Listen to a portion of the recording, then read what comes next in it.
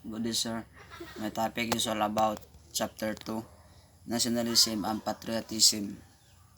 Nationalism is ideology and movement defined by promoting the interest of a particular nation, in particular with the aim of acquiring and maintaining the nation's sovereignty over its country of origin. Smith, 2010. Nationalism claims that its nation should regulate itself free from outside intervention, that a nation is natural and ideal political basis on that the nation is the only legitimate source of political authority. Finlayson, 2014. It also aims to build and maintain a single national identity based on shared social characteristics such as culture, language, religion, politics, and belief in a distinctive shared history, and to promote national unity or solidarity. Young 2012 nationalism therefore seeks to preserve and encourage a nation's traditional culture, and cultural revivals have been connected to nationalist movements. It also fosters pride in domestic accomplishments and strongly associated with patriotism. Trayanda Pilindo, 1998. Nationalism is often paired with other ideologies, for instance, conservatism or socialism. Types of nationalism. Nationalism can be expressed along several ethnic, cultural, religious, or ideological lines. These self-definitions of countries are used to classify distinct kinds of nationalism, although these categories are not mutually exclusive, and many nationalist movements combine to differing degrees some or all of these components. Number 1. Ethnic nationalisms. The country is described from prior generations in terms of ethnicity and descent. It also involves the concept of a shared cultural among group members and generally a shared language. The nation member is hereditary. The state derives political legitimacy from its status as the ethnic group's homeland and from its obligation to safeguard the partially domestic group and as a group to promote its family and social life. In contrast to Western opinions of a country defined by its geographic territory, theorist Anthony D. Smith utilizes the word ethnic nationalism for non-Western notions of nationalism. The word of ethno-nationalism is usually used only in relation to nationalists who support an explicit ideology. Along these lines, the more generic word is ethnic nationalism, and used by nationalists who hold such views in an informal, instinctive, or unsystematic manner.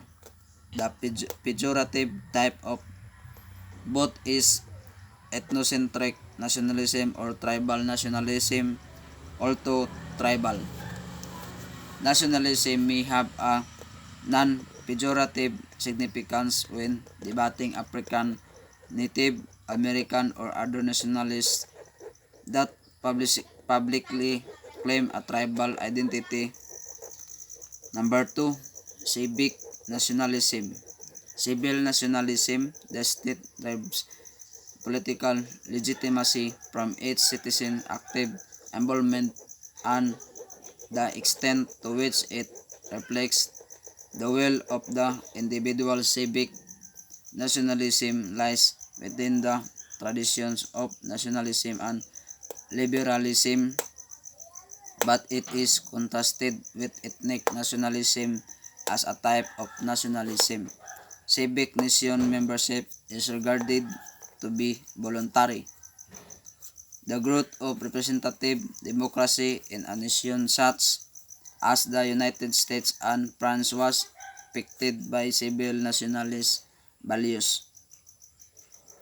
State nationalism, often coupled with ethnic nationalism, is a version of civic nationalism. It means that the country is a community of those who contribute of that state's maintenance and strength, and that there is the person to contribute to that objective.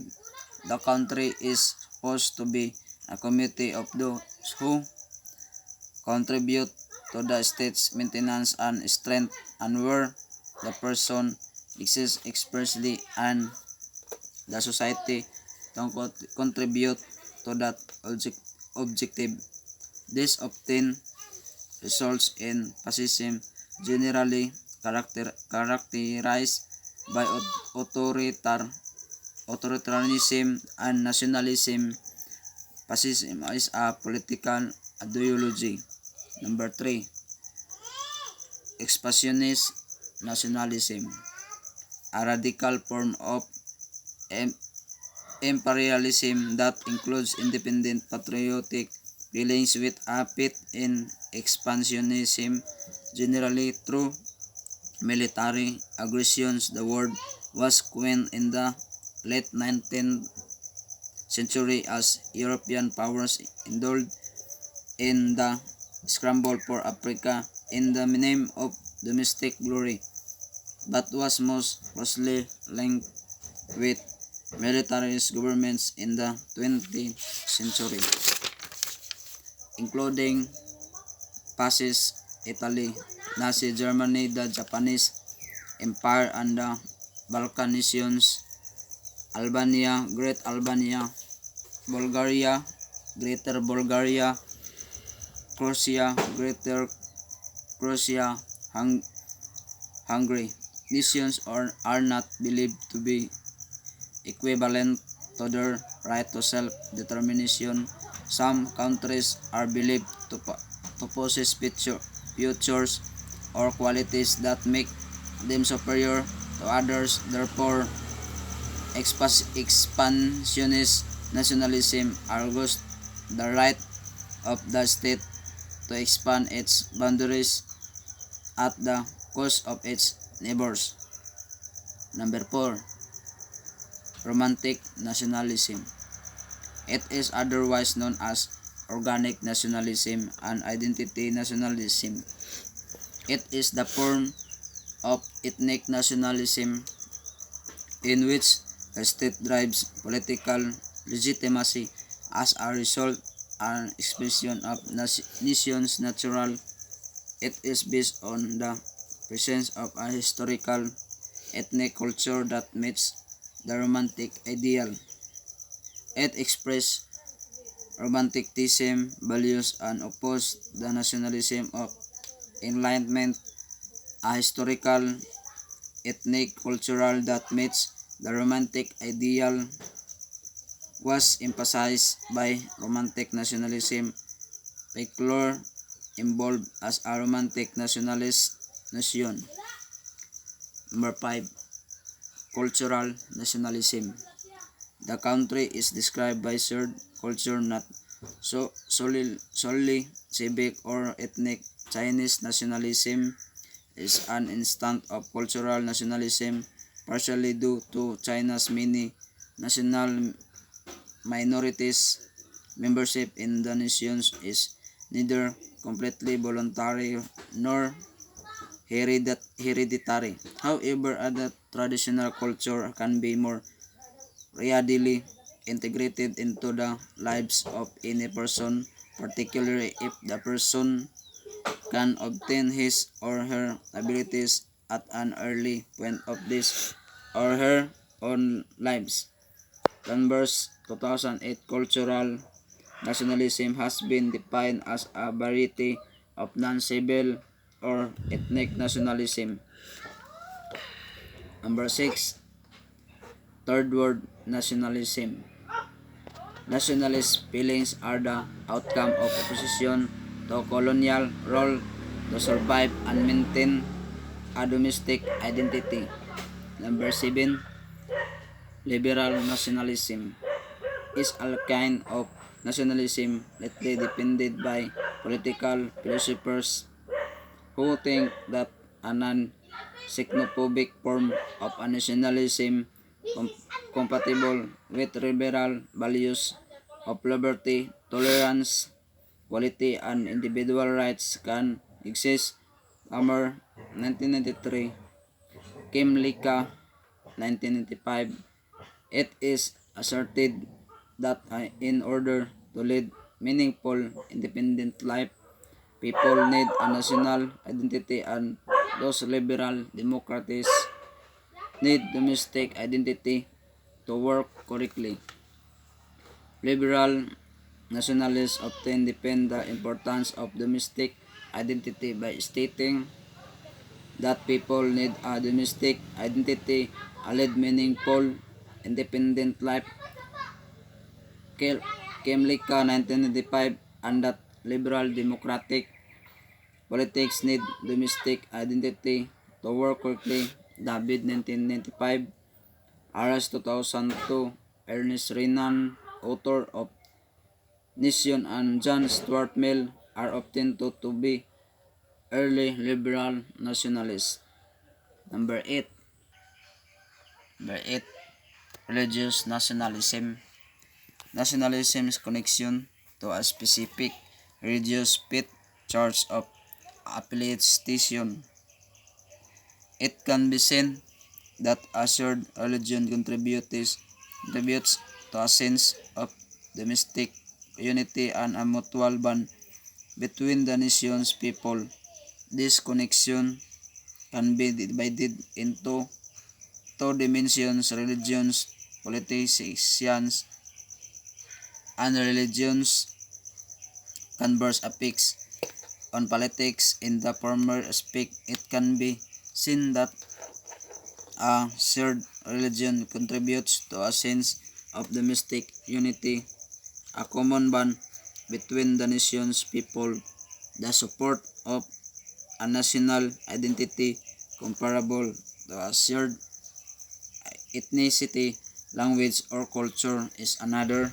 Political element of religion. More ideological is the impact of religion on politics, where recent interpretations of religions concepts inspire political activism and action. For instance, legislation are enacted to encourage stricter religious adherence. Number 9, pan-nationalism.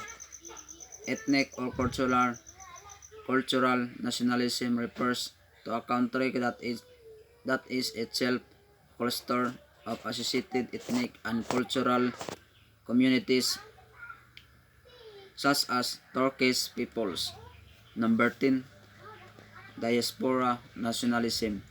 Diaspora is an ethnic population residing outside their traditional homelands. In this type of nationalism, there is a nationalism: the Irish in the United States, the Jews in the United States and elsewhere. Number 11, stateless nationalism. On nationalist basis, the Catalans and Basques in Spain, an ethnic or cultural minority within a nation state, aims independence. Number 12, national conservatism, a political term mainly used in Europe to describe a version of conservatism that focuses more on domestic interests than conventional conservatism, while not being unduly nationalist. or pursuing a right agenda. Number 13, revolutionary nationalism. Revolutionary nationalism is an ideological theory that calls for a domestic group united by a shared sense of intent and destiny, also known as radical nationalism. If it was first prescribed and strongly promulgated by Benito Mussolini to, to followers of revolutionary syndicalism in France and Italy at the start of the 20th century. This intellectual synthesis of radical nationalism and dissident society was created. Number 14, left-wing nationalism. Left-wing nationalism, also sometimes referred to as socialist nationalism, relates to any political movement combining left-wing or socialism with nationalism. Notable examples include the 26 July 26 movement of Fidel Castro, which launched the Cuban Revolution in 1959 to oust the American-backed Fulgencio Batista, Ireland, Sin in Israel Labor Unionism, and the African National Congress. Patriotism. Patriotism or national pride is a sense of love, dedication, and attachment to a country and an alliance with other people who share the same impression. This attachment can be a mixture of many distinct emotions, including ethnic, cultural, political, or historical elements related to one's own country. It is a predominant virtue linked to a nation's love with greater emphasis on values and beliefs. One who is patriotic will be willing to offer any sacrifice to his nation. He'll never live alone egotistically. For example, for the sake of his country, a soldier makes the ultimate sacrifice of his life for, for no other reason than being a citizen of that nation. Patriotism is a dedication to one's nation. In essence, patriotism is a sense of attachment and dedication to a country, nation, or political community, or just country love. The English word patriot is first known in the Elizabethan period. It originated from Latin 6th century patriota by a Middle Prince, meaning countryman. Finally, from Greek, meaning from the same nation, patris, meaning fatherland. Liddell and Scott, 2013, the abstract noun patriotism appears in the early 18th century. By adhering to a national religion, patriotism can be reinforced. This is the reverse of the church-state separation requested by the Enlightenment intellectuals who saw patriotism and religion as analogous and opposing forces. Michael Billing and Jean Betke Elstein both asserted that it's hard to discern the distinction between patriotism and faith, and depends heavily on the attitude of the person who does not. Label Billing, 1995. Kinds of patriotism. Number 1. Patriotism of duty. This includes fidelity to one's nations through material acts. This is military service, patriotism, and other selfless sacrifice types.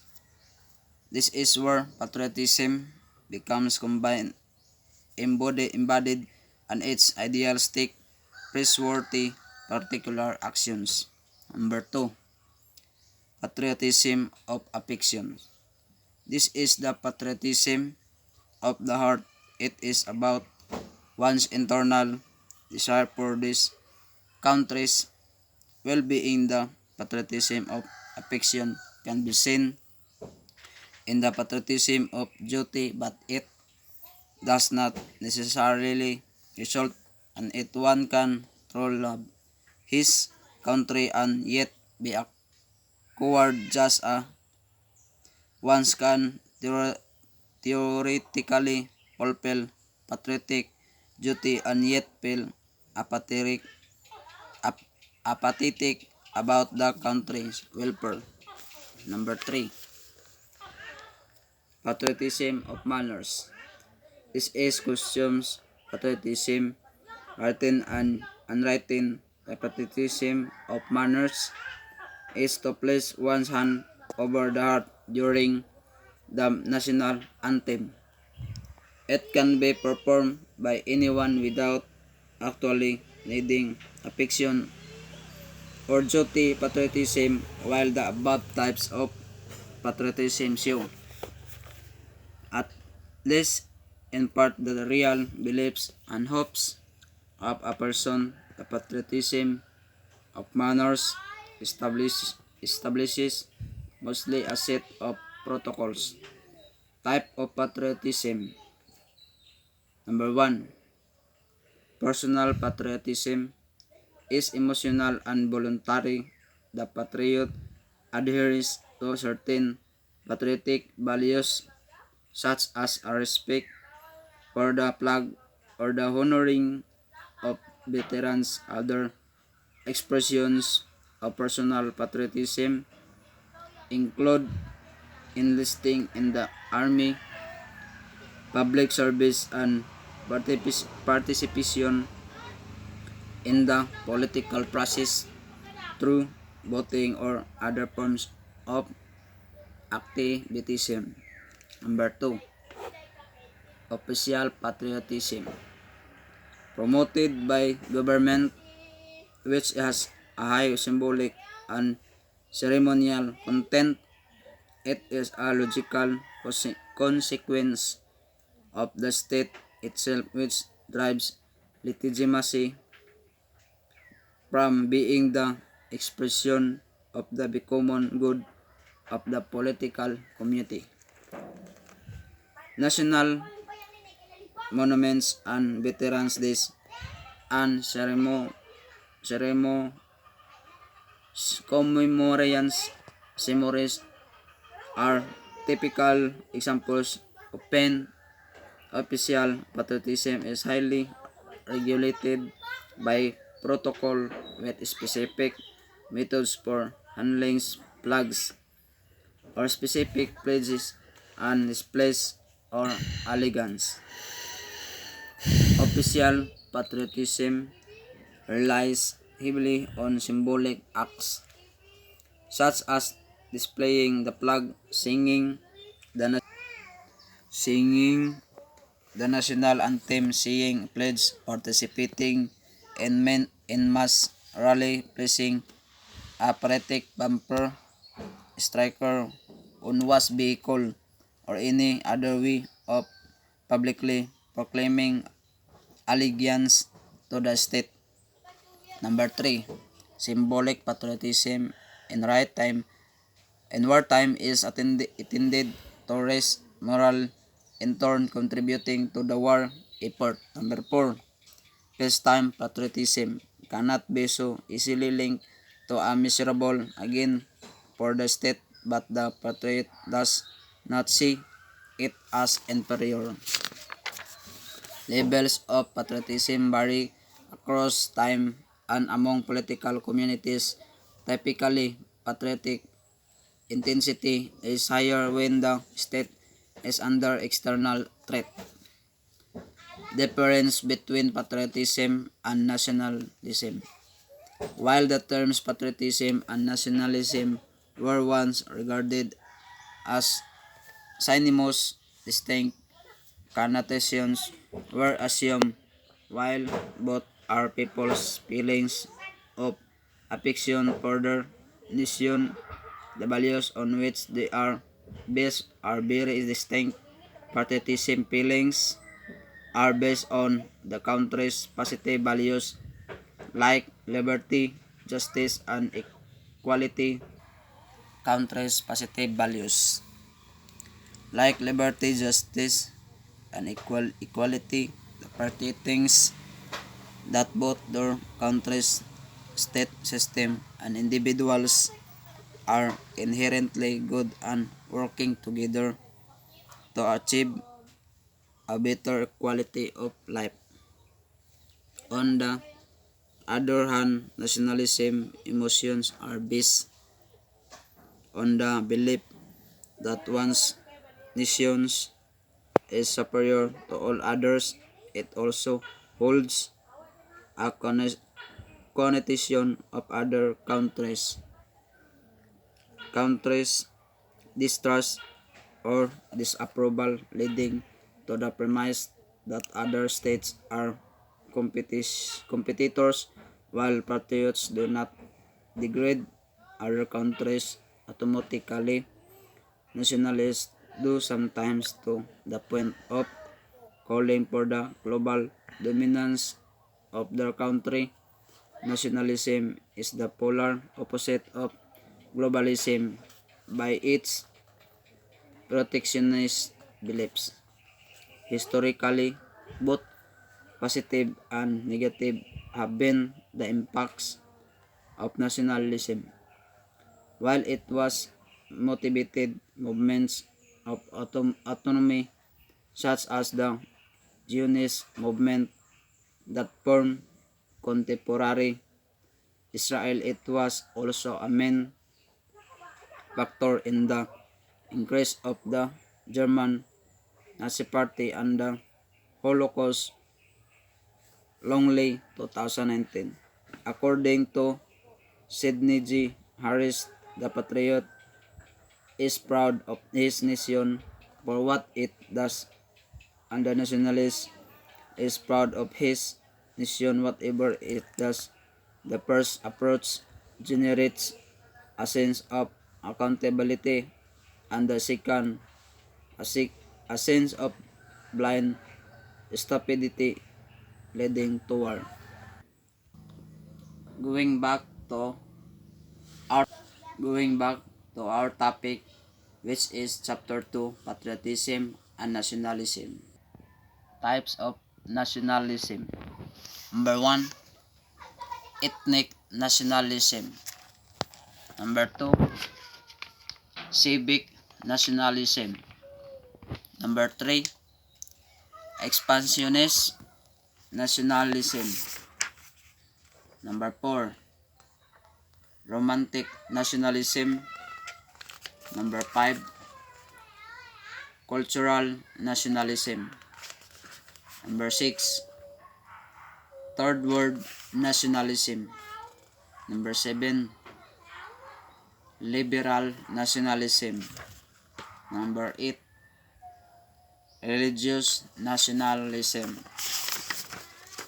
Number 9, pan-nationalism. Number 10, diaspora nationalism. Number 11, stateless nationalism. Number 12, national conservatism. Number 13, revolutionary nationalism. And the last one, left-wing nationalism. The highlighted definition of patriotism is patriotism or national pride is a sense of love, dedication, and attachment to a country and an alliance with other people who share the same impression.